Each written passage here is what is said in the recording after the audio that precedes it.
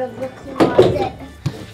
There's nothing like a new home, and 5-year-old Wiley is quite proud of his family's new house in Western Massachusetts. He's a big fan of the closets. A little place where I keep most of my toys. And he helped paint the walls. I painted a lot in the other bedroom. But there's one thing that Wiley really likes about his new house. I like that it's solar. Wiley's house came with 2 kinds of solar panels on the roof, one for electricity and one for hot water. His duplex is one of 20 low to moderate income and energy-efficient homes being constructed at this development called Wisdom Way Solar Village.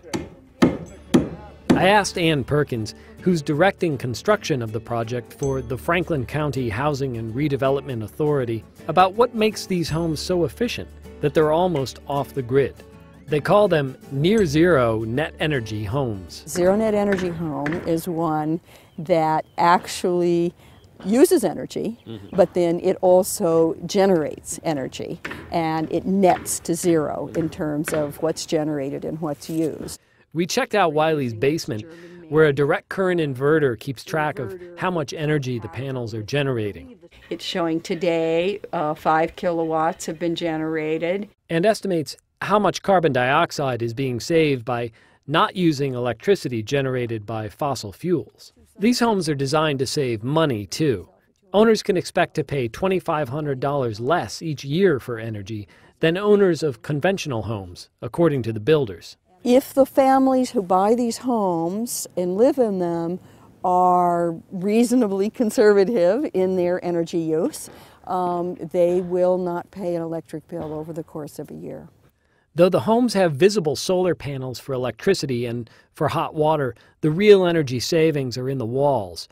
I talked with Chris Farley, one of the development's architects, about one of my favorite subjects, insulation. We have what is essentially a 12-inch thick exterior wall.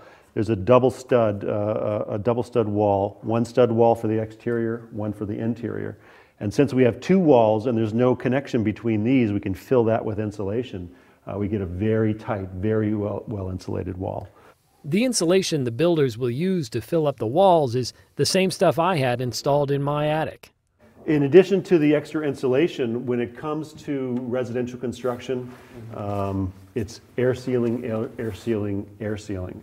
It's sealing the envelope as tightly as possible. We actually just had some of this foam sprayed along our rim joists in our house, and we've had some insulation put into our attic, the blown cellulose insulation. But, you know, am I ever going to get my house, which is basically we're retrofitting, as tightly sealed as this? Is it worth it for us to kind of tear out the walls and do this? Or what do you recommend a homeowner who's not building a new house? Right. Well, I mean, I think the answer to your question is no. Yeah. It doesn't make sense to start tearing apart your entire house if it's already constructed to try to make it tighter. But anything you can do to decrease that infiltration and increase the insulation value of the exterior walls is a good thing.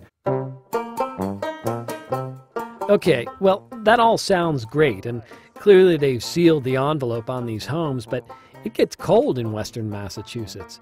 What about heating, I wondered? Can't buy a boiler in America or a furnace in America that designed for such a low heat load. They just don't exist. Turns out the houses are so well sealed and insulated that they only require a small gas heater to warm the entire home, one that requires less than a quarter of the energy of many conventional furnaces. Wiley's mom, Nancy, said she's thrilled to be living in such an energy-efficient home, and their last place sounded a bit like my new old house.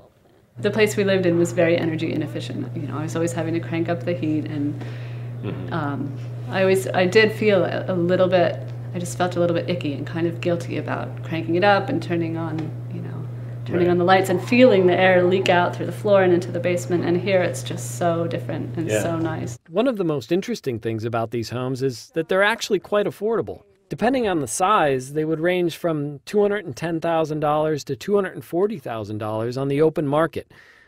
But 11 of the units are subsidized and reserved for low and medium income buyers. They can be had for as little as $110,000. People are being attracted to that low utility bill and the comfort of living in a really, well-sealed, well-insulated home. It's really comfortable. It's too soon to say if this sort of subsidized green housing will catch on nationwide, but Anne is optimistic. We have sold more houses than we've built.